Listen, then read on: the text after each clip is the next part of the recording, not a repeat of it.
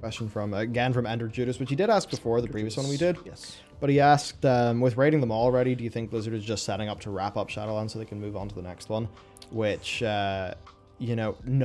I actually don't think that. Reason being, they have put so much time and effort into Shadowlands thus far that I think it would be silly to not get more content out of it in a world where all these zones and stuff exist. And I think if 9.1 is giving you Korthia, which is like a small enough probably new bit of the maw, that's almost certainly because they've got teams working on the big new zone. So I would imagine that they are trying to get us to the end of like phase 1 of Shadowlands. Yeah, the intro arc.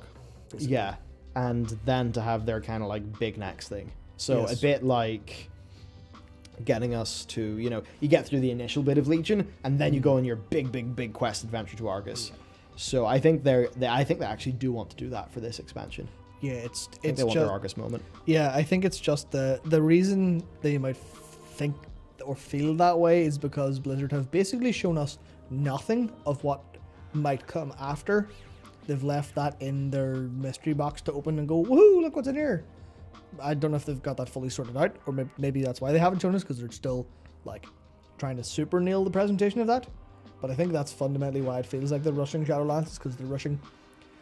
It's almost like we think the end point is here, and we've started here, and they're rushing to here, but the end point's actually way over here, and it's like we just can't see past the first wall that we're going to break down. I think that's why, because I know it definitely does feel that way, where we're like, we're rating the Jailer's prize sanctum already. Yeah. You're gonna need to explain how we get to that power level as a group really nicely in 9.1, please. Yeah, I think it's confusing for some players because it's felt like we've done a bunch of Covenant side quests while we've been watching a movie about Sylvanas and Anduin and the Jailer, which is why it feels like you're like, whoa, we're there already? What? But who knows? I mean, who knows what's going to happen with Sylvanas? Is she going to pull off some move? Is the Jailer actually a fake end villain? Is there going to be a big surprise, a big twist or something? Who knows? So I think that's what's going on there. Certainly. So let's see, what more questions do we have? Right, we have got from Tom Smith, who says, hey, been a fan since late mop. Should I say, wow, that is number one. What a fun period of time that was. And the chat will look different then. Yeah. I'm just, you know what? Did you. Yeah, I just think, wow, I was so much younger, and the background music that I used in my Timeless Isle guide was so chip-tuney in such an out-of-place way that it didn't work. Even though that is the Timeless Isle video that really helped to kick the channel up a gear, because it was, I think, one of the ones that got kicked off by the algorithm. Yeah. But what a time, we got that back when I think Val was going by Subtle Viper. If memory serves, back in the day. The question is, for the Necrolords, will we see Crexus avenged, Vyraz brought to justice, and a rebuilding of the House of Eyes and or Plagues? To which I say there's interesting things there. The House of Plagues is where the Plague of Undeath came from, like the original Azeroth one. Big. It would seem so. They could flat out confirm that in whatever that plot line could be. It's quite weird because you sort of think, well, yeah, are we going to see all of these things that you say in a world where we have a single Covenant campaign and then we defeat Sylvanas, ? What do we do? Where do the Covenants go after that? So I guess then, if it's going to go the way that it most likely would be, we'll have a big sort of thing there. I'd say that the story between, your Sylvanas and Tyrande and stuff will kind of be resolved, and it'll probably just set up the Jailer as like the big end boss, which would probably mean we'll have another like wave of Covenant stuff before Jailer stuff.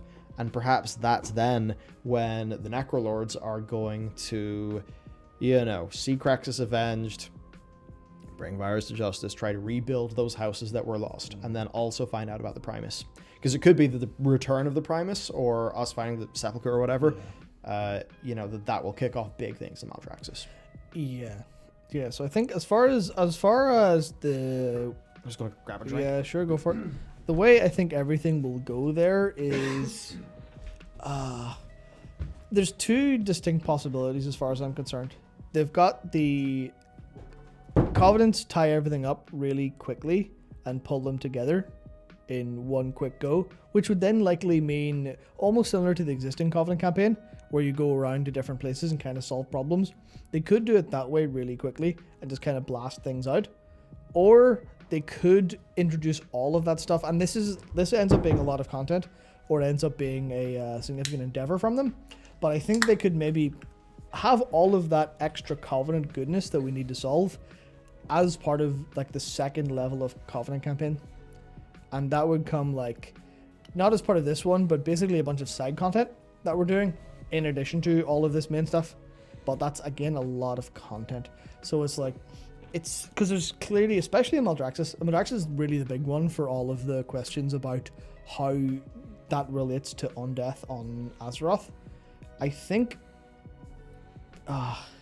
it's so hard to pierce together because they clearly have their basic ways they actually let us have content, and I think that's one of the problems they have to face is do they give the time to those individuals, or do they focus on the big bits that matter like they have already?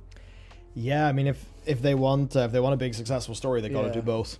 Yeah, but do they have the capacity to do both? That's my problem.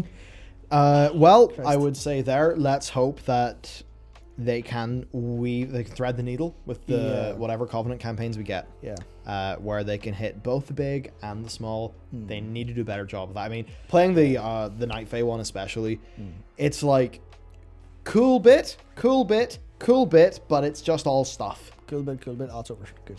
Yeah.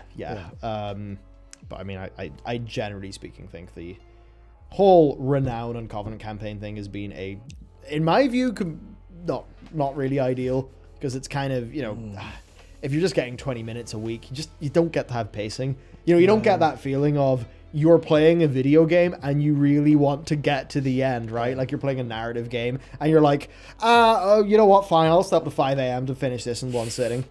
It's too real. Like. Remember the first time I got through The Last of Us Part 1? I was sitting there being like, I am so in this. I just have to do it. And it was so Moorish. And that actually meant that my experience as the player matched Joel's. Yeah. Because he was on a big quest too. Now, my quest was to play the game he was in.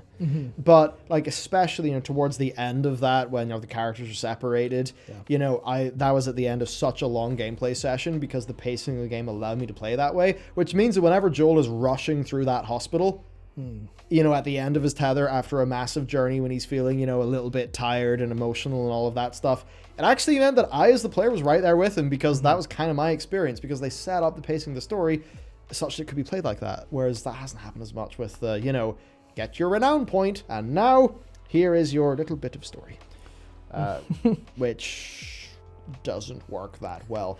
I mean, it's the sort of thing that I think worked just fine for, the Golden Lotus and stuff like that in MoP, but I think it is not as good as compared to, say, Suramar, where you're just like, oh yeah, I am here with my dudes in Suramar, and I can just play through this whole zone. I mean, that's why I think the initial Suramar experience is way better than the campaign. Not way better, but, better, because I just got to go in there, be in the zone, be fully immersed, and I was never thinking about an MMORPG game system controlling that of time.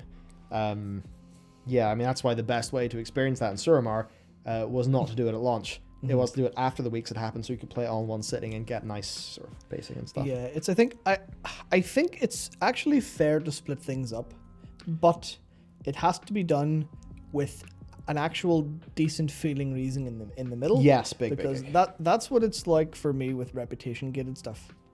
Where if it's just rep gated and you're doing like nothing, or no, if it's just time gated, you're doing nothing, whatever. But if it's rep gated and you're earning rep by helping people and helping things out, that actually feels good. It's like, this is, again, that's honorary, I'm going to talk about FF14, woohoo. But I was doing some of the Vanu Beast Tribe stuff, which is basically their reputations, their Beast Tribes. And I'm doing a couple dailies, I'm doing 3 dailies a day, getting like 50 rep each, 150, need 360 for the next one. And I'm just like, because I'm helping them rebuild, and that's the framing for me doing these dailies, they're working hard to rebuild their home, I'm helping them out. Whenever I've helped them out enough, that island will look better and look like they've built it more, because it already has changed once. it'll change again, and then they'll be like, okay, here's the next step that we need to do on this like ultimate quest to sort out this island for us. And I think like that whenever there's a good reason for you not continuing the campaign, I think it works.